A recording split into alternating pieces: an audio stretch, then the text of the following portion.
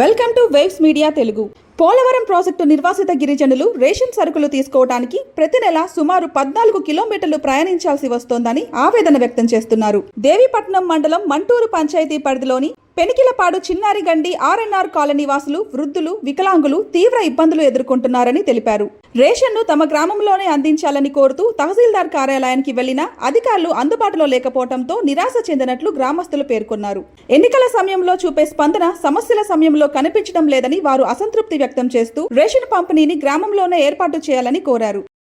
నమస్కారం అండి. మాది పోలవరం జిల్లా. మేము మళ్ళీ పైగా పోలవరం గుంపు బాధ్యులం. మేము పైగా దేవీపట్నం మండలం. మాది పెనికిలపాడు చిన్నారిగండి కాలనీ. మేము గత కొన్ని నెలలుగా రేషన్ కోసం 14 కిలోమీటర్లు రావడం జరుగుతుందండి. మా రానుపుల్ల ముసలి మొక్కలతోటి ఇదే తీరులో తహసీల్దార్ ఇప్పుడు 1 గంట వస్తుంది కానీ తహసీల్దార్ వాళ్ళకు ఫిర్యాదు చేద్దామని గతంలో వచ్చి ఇచ్చాం. దాని గురించి ఇప్పుడు వరకు స్పందించలేదు. ఇప్పుడు కూడా అర్జీ ఇద్దామని వచ్చాం.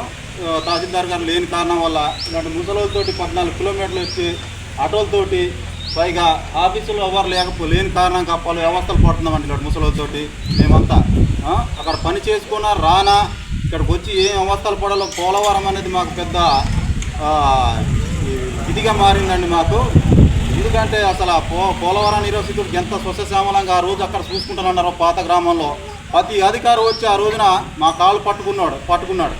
ఈరోజు ఏ అధికారి కూడా మమ్మల్ని పలాంటి మంచినీళ్ళు లేవన్నా, మంచినీళ్ళు లేదన్నా, మాకు బియ్యం సరుకులు 14 కిలోమీటర్లు వెళ్ళి తెచ్చుకుంటున్నామన్నా కానీ ఏ అధికారి కూడా స్పందించే విధంగా మమ్మల్ని కాపాడతలేదు. ఇక మీదటైనా కూటమి ప్రభుత్వం అన్నారు, ఏం చేసిందో మాకు అర్థం కావట్లేదు.